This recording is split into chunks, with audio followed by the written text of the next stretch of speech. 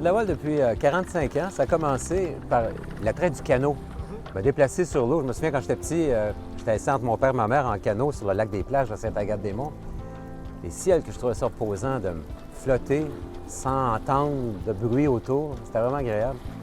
Et plusieurs années plus tard, je me suis intéressé à la voile. J'ai suivi des cours de voile au Collège militaire à Saint-Jean-sur-Richelieu. Et ensuite, je me suis acheté un catamaran, puis un deuxième. Et là, j'ai vraiment fait de la régate de haut niveau. On a vraiment eu beaucoup de plaisir. Quand je donne des cours de voile, je dis toujours, OK, à partir de maintenant, il n'y a plus de corde ici. Tout a un nom sur un bateau. Parce que si je te demande, tire ça à la corde. Laquelle? Il y en a vraiment plusieurs. L'écoute, les drisses, tout ça, les amarres. C'est un vocabulaire qu'il faut amadouer.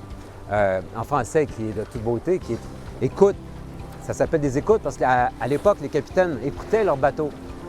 À une certaine vitesse, il y en a, quand il va bien, il vibre un peu, il émet un son. Et c'est de se familiariser avec cet univers-là. C'est sûr que ça a évolué beaucoup. Eux naviguaient ce qu'on appelle au vent portant. Donc, ils se faisaient pousser par le vent. C'est pour ça qu'ils faisaient des ronds dans l'eau. Ils partaient de Saint-Malo, mais ils trouvaient l'embouchure du Saint-Laurent à tout coup. Il faut quand même le faire. C'est quand même assez impressionnant quand on y pense. Alors, les premiers géographes, ils montaient à bord de ces bateaux-là. Il y avait des astronomes qui étaient capables de s'orienter en fonction de la présence des étoiles, le soleil et tout. C'est faramineux quand on pense à ça. Aujourd'hui, tout serait au bout de mon téléphone. Le GPS de mon téléphone me donne ma position précise, la vitesse à laquelle je vais. Et si je m'en vais dans cette direction-là, je dis, je m'en vais là, à quelle heure je vais arriver? Ils vont me dire, à cette vitesse-là, tu vas arriver à 22h24. Puis je vais arriver à 22h24. C'est fou de même. C'est sûr que la technologie a frappé de plein fouet le monde de la navigation. Et c'est tant mieux, parce que ça fait en sorte que les marins sont beaucoup plus prudents.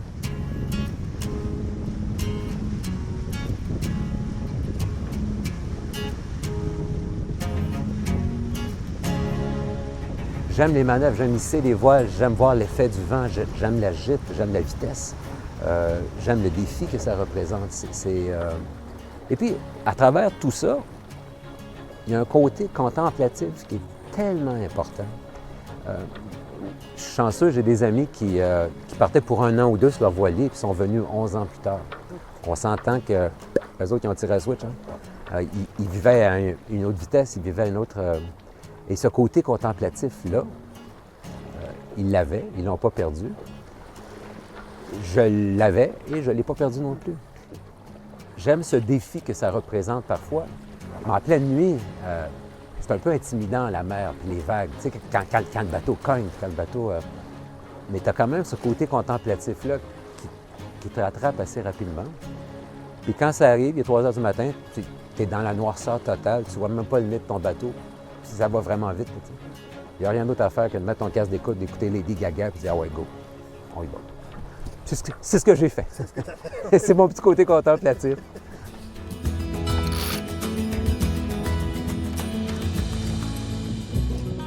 Un bon capitaine est quelqu'un qui va être à l'aise dans ses manœuvres et qui va avoir un équipage qui va être à l'aise avec les manœuvres de son capitaine.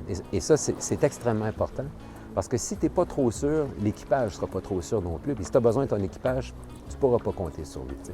Je dis souvent que le bateau devient comme une extension du corps. Liénage, c'est comme... C'est mon extension. Là, je le comprends, je sais comment réagir. Ça fait plus de 20 ans qu'on fait équipe ensemble. Je me sens à l'aise, je me sens... Il y a un capitaine qui m'a dit un jour, l'expression est anglaise, mais je la trouve très belle. Un capitaine agit toujours I'm on my toes, prêt à éclater au moment opportun, dormir profondément et soudainement, bang, il se passe quelque chose, puis ton corps se réveille, puis t'es aux aguets immédiatement, puis tu sais quoi faire pour régler le problème. C'est ça. Donc, l'aspect communicatif est très important, l'aspect sécuritaire est très important aussi.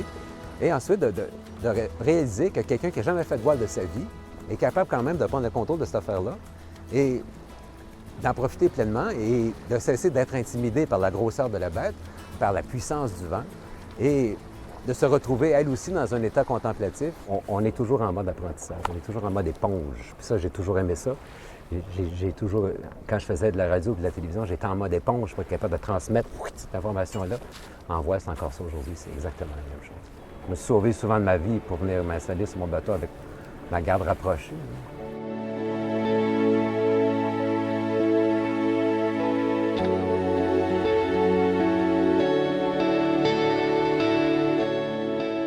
Suivez un cours, c'est sûr, ça va vous rassurer dans ce que vous faites.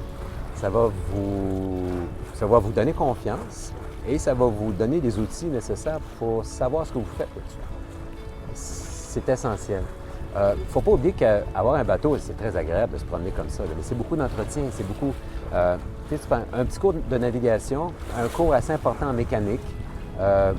Moi, je suis capable d'utiliser un moulin à coudre s'il faut là, pour m'occuper de mes voiles. Alors, donc, quelqu'un qui veut réaliser son rêve, qui est toujours... Essaye-le, suis un cours, essaye de te faire inviter ou fais une randonnée. Tu sais, on est sur les chemins d'eau ici, là. Puis ensuite, si tu confirmes que tu aimes ça, bien là, tu peux pousser encore plus loin. Une grande traversée, c'est sûr que je fais ça avec une gang d'amis, là, c'est sur un gros bateau. Un bateau de course, idéalement. Ça, j'aimerais ça. Pousser la machine. Quand on pense à ces hommes et ces femmes, je dis des hommes surtout parce qu'il y a plus d'hommes qui font ça, mais ceux qui participent aux courses autour du monde, aux grandes courses, là, la route du Rhum et tout ça, là, eux, ils poussent la machine au maximum, ils sont seuls, ils sont aux manœuvres, ils sont au contrôle de bateaux qui valent des millions de dollars, des centaines de milliers de dollars certainement. Et ils sont sur une corde tellement mince, tellement... S'ils ne poussent pas assez, ils perdent des secondes, puis s'ils poussent trop, ils cassent. Alors, ils se promènent en équilibre comme ça sur l'océan pendant 2-3 mois.